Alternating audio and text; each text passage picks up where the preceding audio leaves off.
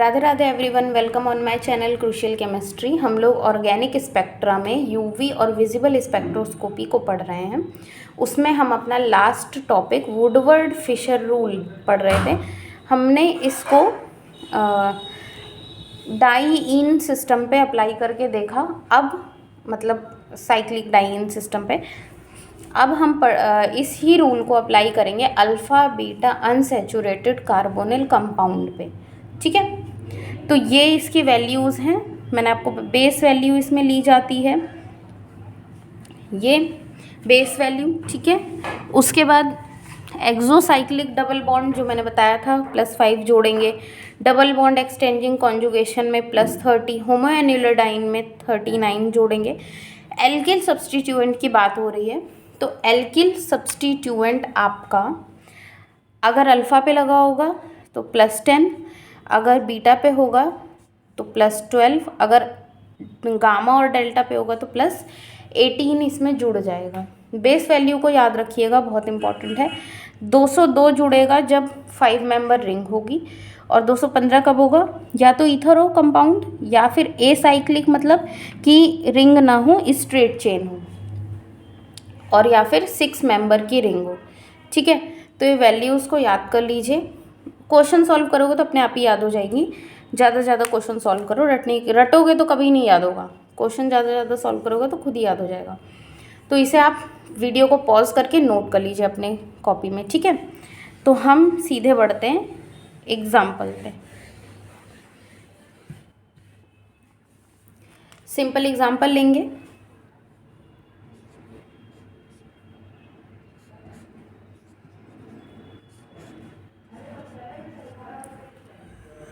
ठीक, यहाँ पे कुछ नहीं, मतलब मिथाइल CH3 लगा हुआ है। ठीक है ना। चलो, अब इसकी वैल्यू कैलकुलेट कैसे करेंगे? हमें लैम्डा मैक्स की वैल्यू कैलकुलेट करनी है। तो सबसे पहले तो ये सिस्टम कैसा है आपका? साइक्लिक है कि ए साइक्लिक है? तो कैसा है? ए साइक्लिक सिस्टम है। ए साइक्लिक सिस्टम है तो आपका क्या जुड़ना चाहिए? 215। ठीक है, सिर्फ 5 मेंबर रिंग के लिए आपका 202 जुड़ेगा, बाकी आपका कार्बोनिल कैसा भी हो 215 ही जुड़ने वाला है। उसके बाद एल्किल ग्रुप ढूंढते हैं। एल्किल, तो ये आपका कार्बोनिल ग्रुप है। इससे लगा हुआ कार्बन अल्फ़ा, इससे लगा हुआ कार्बन बीटा। अल्फ़ा पे अगर एल्किल सब्सटीट्यूएंट है तो 10, बीटा पे होता है तो 12, और गामा या फिर डेल्टा पे होता है तो कितना? 18। यही वैल्यू हम जोड़ते हैं। तो बीटा पे क्या है आपके? 2 एल्किल ग्रुप लगे हुए हैं, तो क्या हो जाएगा? +12 + 12, 2 बार जुड़ गया। उसके बाद यहाँ पे एक्सोसाइक्लिक डबल बॉन्ड तो है ही नहीं, क्योंकि साइकिल ही नहीं है। डबल बॉन्ड एक्सटेंडिंग कॉन्जुगेशन, क्योंकि साइकिल नहीं है। होमोएन्युलर, तो क्योंकि साइकिल नहीं, तो दैट मीन्स बस इतना ही हमारा काम हो जाएगा। इतने से इसको जोड़ लेंगे।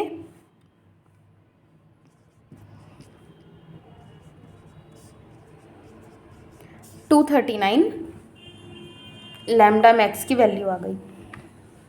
अब उसके बाद एक और एग्जांपल लेते हैं।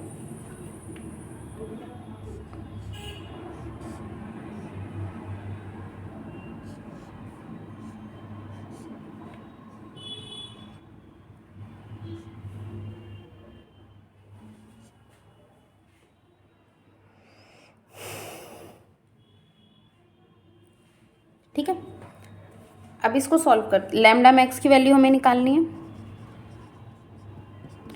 सबसे पहले क्या है ये? 5 मेंबर की रिंग पे लगा है कार्बोनिल। 5 मेंबर रिंग, तो क्या जोड़ेंगे हम? 200। तो ठीक, अब उसके बाद यहाँ पे एल्किल सब्सटीट्यूएंट पे सीधे पहुँचते हैं। ठीक है, कार्बोनिल ग्रुप है, इससे लगा हुआ कार्बन अल्फ़ा, ये बीटा, ये गामा और ये डेल्टा। अच्छा, अगर एक बॉन्ड में यहाँ भी लगा दूँ, ठीक है, ये डेल्टा है, डेल्टा प्लस, इसको बोलते हैं डेल्टा +1, इस कार्बन को बोलते हैं डेल्टा +2। ठीक है, मैंने लगा दिया।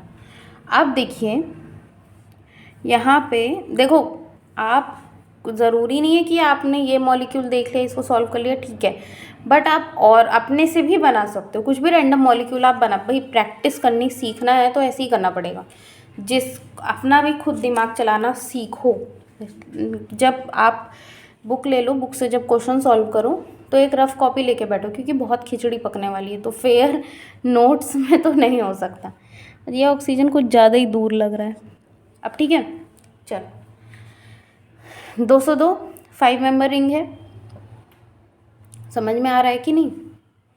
बेस है ना, बेस कार्बोनिल अगर इधर लगा होता तो ये 6 मेंबर रिंग है तो 215 जोड़ लेते, लेकिन कार्बोनिल इधर लगा है 5 मेंबर रिंग पे तो 202 जोड़ेगा, ठीक है। अब एक और एग्जांपल आप बना सकते हो, इसको उठा के इधर लगा दो तो आपका एक एग्जांपल और बन गया, है कि नहीं। ऐसे आप लोग खुद से भी क्वेश्चन बना सकते हो। चलो 202। अब इसके बाद अल्फ़ा पे कोई सब्सटीट्यूएंट नहीं, बीटा पे लगा है भैया, कितना 1, 12 हो गया। गामा पे 1 लगा है, 12 हो गया, सॉरी गामा पे 18 होगा, 18। उसके बाद डेल्टा पे कुछ नहीं, डेल्टा +1 पे कुछ नहीं, डेल्टा +2 पे 1 लगा हुआ है, +18। इतना समझ में आया, ठीक है। अब इसके बाद हमें एक्सो भी दिखाई दे रहा है, हमारा बेस क्या है, ये सिस्टम है, इससे जस्ट सटा हुआ क्या लगा है, एक डबल बॉन्ड लगा हुआ है, तो एक्सो हो गया। एक्सो में हम +5 ले लेते हैं, है ना। उसके बाद डबल बॉन्ड एक्सटेंडिंग कॉन्जुगेशन भी दिख रही है, ये बेस है, डबल सिंगल फिर डबल सिंगल फिर डबल सिंगल, तो एक डबल बॉन्ड एक्सटेंडिंग की 30 वैल्यू, 2 की कितनी हो गई 60, जोड़ दो।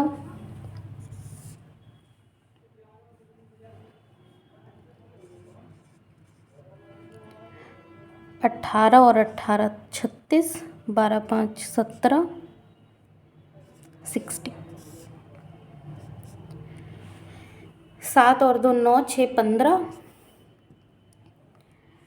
6 4 10 और 1 11, 13, 315 आपकी लैम्डा मैक्स की वैल्यू आ गई, ठीक है।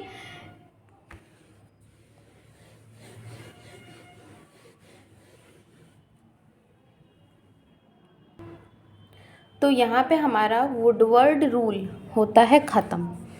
ये हमारी यहाँ पे यूवी विजिबल स्पेक्ट्रोस्कोपी भी ख़त्म होती है, लेकिन इसमें एक स्टार पॉइंट बना के मेंशन करिएगा। एक बार मैंने क्वेश्चन देखा था एग्ज़ाम में, किसी बुक में देखा था मैंने, एग्ज़ाम में नहीं था, कोई बुक थी मेरे पास, आई थिंक, मुझे एग्जैक्टली याद नहीं आ रहा है, IFAS में होगा या पता नहीं, मुझे फ़िलहाल वो याद नहीं आ रहा है, लेकिन मैंने कहीं पढ़ा हुआ है ये क्वेश्चन। वैक्यूम यूवी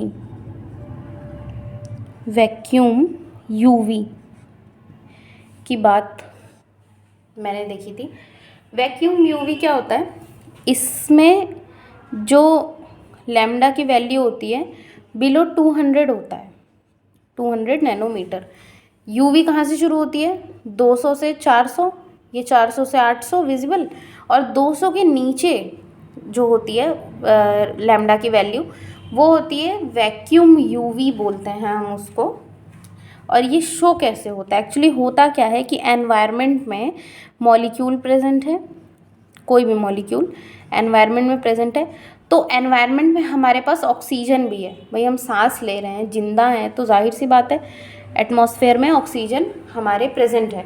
तो मॉलिक्यूल और ऑक्सीजन जो होते हैं, ये कौन सा ऑक्सीजन है, एयर का, एयर वाली, एयर से मतलब एयर में मॉलिक्यूल है, एयर में ऑक्सीजन है, ये दोनों आपस में कंबाइन हो जाते हैं, और कंबाइन होने के बाद करते क्या है कि ये यूवी रेडिएशंस को एब्जॉर्ब करने लगते हैं, यूवी रेडिएशंस को ये एब्जॉर्ब करने लगते हैं, ठीक है। और इस वजह से लैम्डा की वैल्यू यूवी से कम हो जाती है, ठीक है। जैसे ही लैम्डा की वैल्यू यूवी से कम, मतलब 200 से कम हो रही है, उसे हम बोल देते हैं वैक्यूम यूवी। समझ में आया। तो ये एक स्टार पॉइंट बना के मुझे थोड़ा सा नोट करना था, मैंने पढ़ा तो मुझे याद है, मैंने कहा स्पेक्ट्रम में बता देती हूँ, ठीक है। तो मिलते हैं अब NMR स्टार्ट करने जा रहे हैं। तो मैं थोड़ा सा आपको क्लियर बता दूं कि अब हम पढ़ेंगे प्रोटॉन NMR। नेक्स्ट हमारा जो टॉपिक होगा प्रोटॉन NMR, फिर हम कार्बन NMR पढ़ेंगे। प्रोटॉन NMR क्या, 1H NMR भी बोलते हैं इसको। कार्बन 13 NMR पढ़ेंगे। फिर हम पढ़ेंगे मास बार। ठीक है, इतना। अब हमें बस यही मेन 3 टॉपिक अपने कवर करने हैं, जिसमें से ये वाला प्रोटॉन NMR काफ़ी बड़ा टॉपिक है। ये वाला थोड़ा उतना बड़ा नहीं, क्योंकि हम बहुत सारी चीज़ें इसमें पढ़ लेते हैं तो हम इसको इजीली समझ लेते हैं। फिर मास बार आता है, 1-2 लेक्चर का ये भी टॉपिक है, बट तीनों ही आपके काफ़ी इम्पोर्टेंट टॉपिक हैं। क्वेश्चंस बहुत भर भर के पूछे जाते हैं एग्ज़ाम में। तो अब हम सीधे इसी पे मूव करेंगे। ठीक है, कुछ चीज़ें हैं जैसे कि रोटेशनल स्पेक्ट्रोस्कोपी छूटी है। देखिए एक्चुअली बात ये है ना कि स्पेक्ट्रा जो है वो 3 पार्ट में डिवाइड हो गया है। जब नेट का सिलेबस आप देखेंगे तो उसमें आपको स्पेक्ट्रा, या कंपटीशन में भी स्पेक्ट्रा ऑर्गेनिक, फिजिकल और इनऑर्गेनिक में डिफ्रेंशिएट किया गया 3 पार्ट में। तो ऑर्गेनिक वाले पार्ट में हमने इतना पढ़ लिया, रोटेशनल को हम लोग इनमें भी कवर, भाई हमें ये भी तो पढ़ना है, सब यहीं पढ़ लेंगे तो इनको कैसे पढ़ेंगे। तो स्पेक्ट्रा का आपका ऑर्गेनिक वाला पार्ट फिर पूरा हो जाएगा। लेंदी यही है, बाकी उसके बाद ये दोनों तो ईजी ही हैं। तो मिलते हैं नेक्स्ट लेक्चर में, स्टार्ट करेंगे proton NMR, very interesting topic. तब तक के लिए थैंक यू सो मच।